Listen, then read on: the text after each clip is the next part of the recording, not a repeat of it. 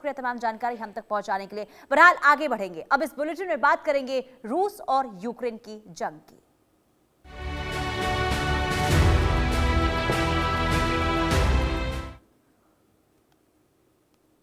रूस और यूक्रेन के बीच युद्ध 3.5 सालों से ज्यादा समय से बदस्तूर जारी है, लेकिन अभी तक इसका कोई समाधान निकलता हुआ नजर नहीं आ रहा है। अमेरिकी राष्ट्रपति ट्रंप इस जंग को रुकवाने की जद्दोजहद कर रहे हैं। ट्रंप ने रूस और यूक्रेन युद्ध पर कहा कि अमेरिका अब जंग खत्म के बाद यूक्रेन को सुरक्षा की गारंटी देने को भी तैयार है, लेकिन उनकी बातों का कोई असर रूस पर पड़ता हुआ नजर नहीं आ रहा है। दूसरी तरफ यूक्रेन पर रूस के ताबड़तोड़ हमले जारी हैं। रूस एक के बाद एक यूक्रेन के शहरों को निशाना बना रहा है और ऐसे में रूस पर जोरदार पलटवार के लिए यूक्रेन को अब ज्यादा हथियारों की जरूरत भी है और ताकि मुंहतोड़ जवाब रूस का दिया जाए। और यही वजह है कि यूक्रेन के राष्ट्रपति ज़ेलेंस्की एक तरफ जहां ट्रंप से हथियारों की गुहार लगा रहे हैं, तो वहीं अब उन्होंने यूक्रेन की पीएम यूलिया को अमेरिका भेजा है ताकि डोनाल्ड ट्रंप से बातचीत हो।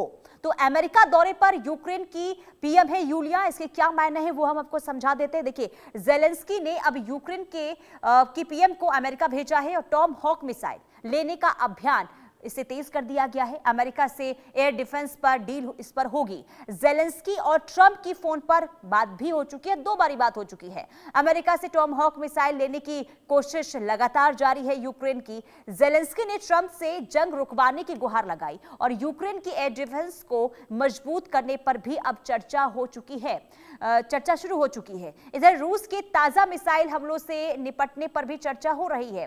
कुल मिलाकर देखिए, रूस के लगातार हमलों के बीच ज़ेलेंस्की ने ट्रंप को कॉल कर मदद मांगी है, मदद की गुहार लगाई गई है। उसी बीच टॉम हॉक मिसाइल जो ये कहा जा रहा था कि अमेरिका यूक्रेन को देगा मदद के लिए, अब इस टॉम हॉक मिसाइल को कैसे जल्द से जल्द यूक्रेन को दिया जाए, इसे लेकर यूक्रेन की पीएम को भेजा गया है कहां अमेरिका डोनाल्ड ट्रंप से बातचीत करने के लिए। इसके क्या मायने हैं, आगे से युद्ध पर आखिर क्या कुछ तमाम चीजें हो सकती है, क्या रंग ले सकता है, हम ये भी समझने की कोशिश करते हैं। हमारे साथ कर्नल मयंक चौबे रक्षा विशेषज्ञ जुड़ चुके हैं, प्रोफेसर अरविंद सिंह तेजावत विदेश मामलों के जानकार भी हमारे साथ जुड़े हुए हैं। आप दोनों का बहुत स्वागत है सर चर्चा में। सबसे पहले कर्नल मयंक चौबे जी, मैं आपके पास आऊंगी।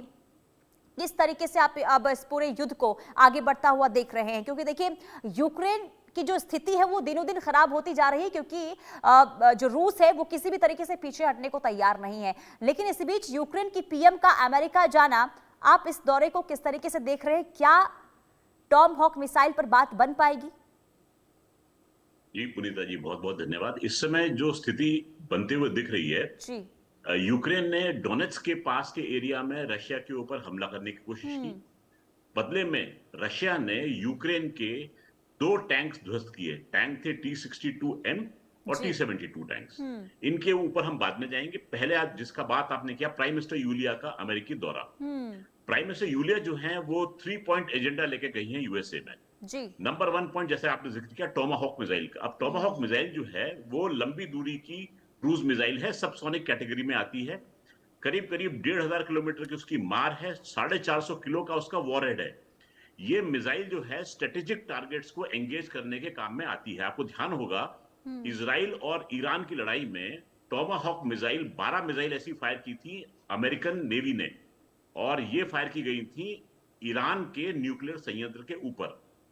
तो ये देखा जाता है कि ये मिसाइल जो है ये शिप से, सबमरीन से लॉन्च हो सकती है और ये जनरली स्ट्रेटेजिक टारगेट्स को निशाना बनाती है। इसके जवाब में पुतिन साहब ने एक तगड़ा बयान और दे दिया है कि अगर ये टोमाहॉक मिसाइल इस समय यूक्रेन को दी गई तो इसका ये मायना निकाला जाएगा कि हम न्यूक्लियर वॉर की तरफ आगे बढ़ रहे हैं, क्योंकि उनके नेचुरली न्यूक्लियर संयंत्र पर खतरा शुरू हो जाएगा। नंबर 2, इस समय यूलिया जो गई हैं अमेरिका में, उनका दूसरा एजेंडा है वो है एयर डिफेंस सिस्टम को जल्द से जल्द एक्वायर करना यूक्रेन के लिए। ये तो है उनका दूसरा एजेंडा। और उनका तीसरा एजेंडा है कि लगातार सैनिक रसद सामग्री जो है वो यूक्रेन को मिलती रहे। ये उनका तीसरा एजेंडा। तो ये 3 पॉइंट लेकर गई हैं। इसी बीच ज़ेलेंस्की साहब ने ट्रंप साहब के साथ में एक नहीं 2 बार फोन पे बात कर ली है, और बात करने का उनका एजेंडा है कि जो प्राइम मिनिस्टर यूलिया गई हैं उनकी बात को माना जाए। और नंबर 2, ये भी खबर छन छन के आ रही है कि वो संधि वार्ता के बारे में भी उनसे बात हुई है। तो ये दोनों चीजें साइड बाय साइड चल रही हैं कि वॉर में तेजी आ रही है और पीछे पीछे संधि वार्ता की बातें भी चल रही हैं। हाँ। क्योंकि कोई भी फरीक जो है अपने आप को लोअर ग्राउंड पे जाकर नेगोशिएटिंग टेबल पे जाने का प्रयास नहीं करेगा। जी पुनीता जी। बिल्कुल। और देखिए, अब कोई कौन आकर आगे बात करता है, किस तरीके से ये युद्ध आगे बढ़ता है, ये बहुत ही इस वक्त देखिए ध्यान केंद्रित करता हुआ ये युद्ध जो नजर आ रहा है। लेकिन मैं आपसे समझूंगी प्रोफेसर अरविंद सिंह जी, क्योंकि एक तरफ तो देखिए जिस तरीके से ट्रंप ये कह रहे हैं कि हम इस युद्ध को रुकवाएंगे, लेकिन दूसरी तरफ यूक्रेन की मदद की बात हो रही है, टॉमहॉक मिसाइल देने की बात हो रही है। तो आखिर डोनाल्ड ट्रंप के स्टेटमेंट को किस तरीके से आप देख रहे हैं, क्या समझा जाए? क्या वाकई में ये युद्ध के बीच में हस्तक्षेप करेंगे डोनाल्ड ट्रंप और इस युद्ध को? क्योंकि देखिए अभी इससे पहले हमने देखा था कि लगातार जिस तरीके से वो ये कहते हुए नजर आ रहे हैं कि हमने 8 देशों में युद्ध रुकवाया है, और अभी गाजा पीस को लेकर भी देखिए जिस तरीके से वो वहां पर सफलता हासिल उन्होंने की है, एक बड़ी कामयाबी डोनाल्ड ट्रंप की मानी जा रही है। तो क्या माना जाए, जो रूस और यूक्रेन के बीच में जंग चल रही है, ये क्या रोक पाएंगे डोनाल्ड ट्रंप? देखिए पुनीता जी, दो चीजों का हमने जिक्र किया है। हमने गाजा का जिक्र किया है, उस पर संक्षिप्त टिप्पणी के बाद में हम रूस यूक्रेन की तरफ लौटेंगे। गाजा में ट्रंप की कोई मंशा नहीं थी कभी से कि वहां पे कोई शांति हो। 70,000 लोगों को मौत के घाट उतारने के बाद, वो भी यूएस जो डिफेंस फोर्सेज है उनकी मदद से, अगर वो नहीं होते तो इजराइल एक दिन भी नहीं टिक पाता। और फिर अगर वो शांति का नाटक करते हैं तो ऐसे नाटक में खासकर भारत का तो कोई विश्वास खास है नहीं, न भारत का, न भारत के विदेश मंत्रालय का। दूसरा, अब हम रूस यूक्रेन की तरफ लौटते हैं। यहाँ पर भी जैसे कि अमेरिका की प्रकृति है, वह अपने स्वार्थों का पुलिंदा है, और पुराना पूरा इतिहास बताता है कि जहां अमेरिका को अपना इंटरेस्ट नजर नहीं आता है वहां पे वो नहीं जाता। यहाँ तक कि अमेरिका ने विदेश नीति की परिभाषा ही बदल दी है पिछले 60-70 सालों में, और अमेरिका ने यही बता दिया है कि नेशनल इंटरेस्ट ही सर्वोपरि है, जो खासकर मानवीयता है वो सेकेंडरी है। ये अमेरिका ने दुनिया को सिखाया। रूस यूक्रेन पे आते हैं। टॉमहॉक मिसाइल वो मिसाइल है जो उसने अफगानिस्तान को दी थी। तो जो 70 या 80 के डिकेड में, 70 डिकेड लास्ट और 80 डिकेड बिगिनिंग, उसमें जब टॉमहॉक आई तो रूस को बहुत ही भयानक नुकसान हुआ और उसको अफगानिस्तान से भागना पड़ा। अगर अमेरिका तालिबान को अगर मदद नहीं करता वहां पे टॉमहॉक देके, अमेरिका वही चाल दोबारा चल रहा है। वह यूक्रेन को बर्बाद करके, यूक्रेन की बर्बादी की कीमत पर वह रूस से युद्ध करना चाहता है। यहाँ अमेरिका रूस से सीधे सीधे युद्ध में नहीं उतरेगा, पर हाँ रूस को वो एंगेज करके रख लेगा। और इसीलिए पुतिन साहब ने ये साफ साफ कहा है कि अमेरिका ने अगर ऐसा कोई दुस्साहस किया तो जो रूस है वो केवल यूक्रेन तक नहीं रुकेगा, वह अमेरिका और नेटो कंट्रीज की तरफ भी जाएगा। और इसका संकेत भी दिया था थोड़े दिनों पहले। रूस ने नेटो कंट्रीज के 2-3 कंट्रीज हैं जो वहां के रूस के पूर्वी सीमा पर है, उनकी हवाई सीमा का उल्लंघन किया था। रूस कहता है कि नहीं किया था, नेटो कंट्रीज कहता है किया था। वास्तविकता हमें भी नहीं पता है। हालांकि अगर सही मायने में देखा जाए तो हो सकता है कि उसने ये किया हो, क्योंकि वो चेतावनी देने के लिए किया है। तो यहाँ पे पूरा अमेरिका यूक्रेन की बर्बादी का मंजर देखेगा और उसके बदले में वह रूस को बर्बाद करना चाहेगा। रूस की ताकत पहले से कम हुई है, सैनिक विदेशों से आ रहे हैं, भाड़े के सैनिक आ रहे हैं। नेपाल ने भी बहुत कुछ सैनिक भेजे हैं, कोरियंस आ रहे हैं, बहुत सारे। तो यह पूरी अमेरिका की नीति है, बहुत ही स्वार्थों से भरी हुई, और इसलिए कि इसके जो हथियार वाले जो सारे जो वहां के बिजनेसमैन जुड़े हुए हैं, उनका फायदा ही तभी है जब पूरी दुनिया अशांत रहे। तो इसी में अमेरिका का फायदा है। तो यानी कि अमेरिका अगर कोई भी कदम उठा रहा है उसमें अपना फायदा देख रहा है, इसके बाद ही वो कोई डिसीजन ले रहा है। ठीक है, आप बनी रहिए, बड़ी खबर सामने आ रही है, इसके बाद मैं आपके पास वापस लौटूंगी। देखिए, रूस यूक्रेन युद्ध से जुड़ी बड़ी खबर बता दें, रूस पर यूक्रेन का जोरदार पलटवार जारी है। डोनेत्स्क में यूक्रेन का हमला हुआ।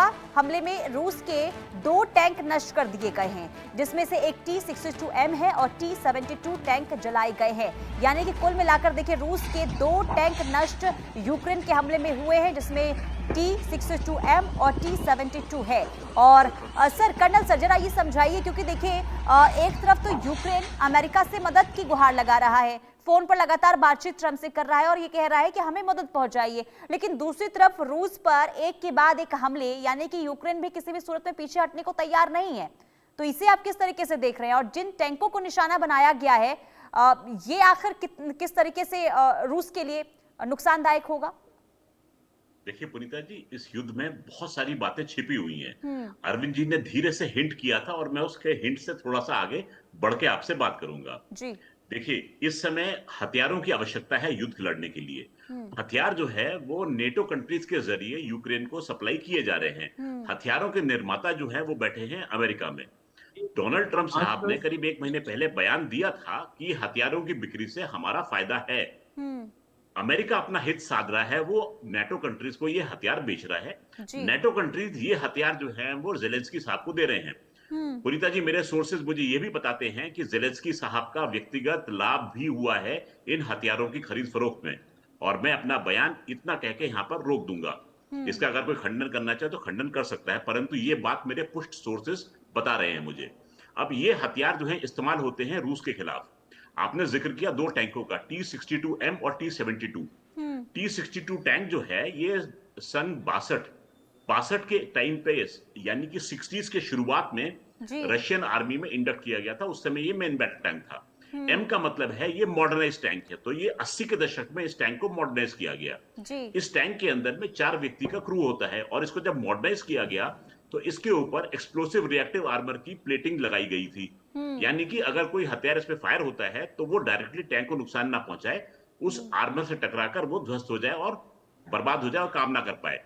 इसके बाद में T-72 की बारी आती है। T-72 में एक फेरबदल ये किया गया कि इसमें हथियारों की लोडिंग ऑटोमेटिक होती है तोप में। तो इसमें एक क्रू मेंबर कम कर दिया गया, 3 आदमियों का क्रू होता है इसके अंदर, और ऑटोमेटिक एम्यूनिशन जो होता है मेन गन का लोड होता है और फिर ये टैंक फायर करता है। तो फायरिंग कैपेबिलिटी जो है वो T-72 की बढ़ जाती है और एक आदमी उसमें से कम किया जाता है। तो ये दोनों टैंकों में फर्क है। T-72 जो है एक मेन बैटल टैंक के रूप में कई देशों में इस्तेमाल इस समय भी किया जा रहा है। अभी की तारीख में काफी मॉडर्न टैंक्स में इसकी गिनती होती है। हालांकि रूस T-90 टैंक भी उतार चुका है मार्केट में और हमारे पास भी T-90 टैंक्स इस समय मौजूद है। जी पुनीता जी। ठीक है, लेकिन अरविंद सर में आप जरा ये समझाइए, क्योंकि देखिए मैंने सवाल कर्नल सर से पूछा था कि एक तरफ देखिए ये तो यूक्रेन को भी पता है कि उसके शहर के अंदर स्थिति बेहद खराब है और कई शहर ऐसे जो पूरी तरीके से जल चुके हैं। जो खार्किव, देखिए हम खार्किव की बात करते हैं, यहाँ पर एक बार फिर से रूस ने हमला किया और उसके बाद वहां पर जबरदस्त तबाही मची हुई है। इसके अलावा रूस जो है वो यूक्रेन के जो बिजली सप्लाई यानी कि बिजली की जो स्टेशन है उस पर भी लगातार हमला कर रहा है और कई शहर ऐसे हैं जो बिल्कुल ब्लैकआउट हो चुके हैं। ऐसे में यूक्रेन को पता है कि स्थिति खराब है, मदद भी मांगी जा रही है, लेकिन इसके बावजूद भी आखिर क्यों रूस पर हमले बार बार हो रहे हैं? क्योंकि देखिए अगर हमला यूक्रेन की तरफ से रूस पर होता है तो रूस इसका पलटवार भी करेगा। तो आखिर यूक्रेन क्या बताने की कोशिश अब इतने सालों के बाद भी कर रहा है जब वहां पर तबाही मची हुई है? पुनीता जी, ये सवाल मुझसे है? जी अरविंद सर, आपसे सवाल है। जी, कुछ टेक्निकल हैच की वजह से मैं सुन नहीं पाया, पर उसका एसेंस समझ के मैं ये जवाब देना चाहूंगा कि ये वाकई दुखद स्थिति तो है ही, और इसमें कम से कम अगर हम पूरा कंप्लीट असेसमेंट करें तो 70,000 के आसपास लोग मारे जा चुके हैं। और सबसे बड़ी बात ये है कि ये जो लड़ाई है वो दोनों तरफ बराबरी की लड़ाई है। इसमें ऐसा नहीं है कि रूस को कोई नुकसान नहीं हुआ है। रूस जो दुनिया की दूसरी सैनिक महाशक्ति हुआ करता था, अब वह धीरे धीरे उसकी स्थिति खिसक कर उसका जो जगह है वह छीन ले रहा है। तो रूस को आंतरिक तौर पे काफी आर्थिक नुकसान भी हुआ है और उसकी रेपुटेशन में भी कमी आई है। तो इन दोनों को ही कभी ना कभी सुलह के टेबल पर आना होगा और भारत यही देख रहा है कि कब ये दोनों थकते हैं और सुलह के टेबल पर आते हैं। इसमें मैं एक चीज को एड ऑन करना चाहूंगा कि भारत को यहाँ पे मध्यस्थता की कोशिश करनी चाहिए। अगर मैं गलत नहीं हूं तो शायद मयंक साहब ने भी कुछ दिनों पहले ऐसा ही जिक्र किया था और काफी विशेषज्ञों की ऐसी राय है। तो बात यह कि अगर वो वार्ता के टेबल पर आते हैं तो इसमें भारत का हित है, क्योंकि एक तो भारत की अमेरिका से जो डील है वो रुकी हुई है। भारत का जो खासकर जो रूस से जो लेना देना है और खासकर जो टेक्नोलॉजी ट्रांसफर को लेकर जो बातें चल रही है वो सारी अटकी हुई है। ऐसे में मुझे लगता है कि भारत को थोड़ा सा एक्टिव होना चाहिए। मुझे उम्मीद है पुनीता जी की शायद मैं लेकिन सर यहाँ पर पेच इसलिए फंसता है ना कि अब भारत आखिर किसकी तरफ से स्टैंड लेगा। अरविंद सर की आवाज मेरी मिल पा रही है आपको? भारत मेरी आवाज आ रही है पुनीता जी? जी, मुझे आपकी आवाज आ रही है। मेरा सवाल ये होगा, देखिए भारत मध्यस्थता की बात आप कर रहे हैं, लेकिन आखिर किसकी तरफ से? क्योंकि देखिए रूस से हम देख रहे हैं किस तरीके से एक बड़ा व्यापारिक डील है, खासकर के तेल सप्लाई को लेकर हम देखते आ रहे हैं। और अगर देखिए भारत तेल खरीदता है तो हमने देखा था अमेरिका की तरफ से किस तरीके से टैरिफ लगाया गया, तो ऐसे में आखिर किसकी तरफ से भारत स्टैंड लेगा? हाँ बिल्कुल, भारत को किसी भी तरफ से स्टैंड नहीं लेना है। और खासकर सबसे मजेदार बात यह कि जो जेलेंस्की साहब है उन्होंने भारत में विश्वास जताया और बार बार ये कहा है कि भारत आए और रूस और यूक्रेन में एक खास तरीके का समझौता करवाए जिसमें यूक्रेन को सिक्योरिटी मिली हो, कोई ना कोई उसकी सुरक्षा गारंटी ले। अब रूस जो है, रूस भी ये देख रहा है कि अगर मान लो ऐसा कोई वार्ता के टेबल पर आता है और कोई मध्यस्थता करना चाहता है, ठीक है, अब देखना यही होगा कि इस युद्ध का आखिर अंजाम क्या होता है। हालांकि 3.5 साल से लंबा वक्त हो चुका है, अब तक कोई उम्मीद जगती हुई नजर नहीं आ रही है। बहुत शुक्रिया आप दोनों का इस चर्चा में जुड़ने के लिए और विस्तार से तमाम जानकारी देने के लिए। बहरहाल रुकेंगे एक छोटे से ब्रेक के लिए। ब्रेक के बाद भी खबरों का सिलसिला लगातार जारी है।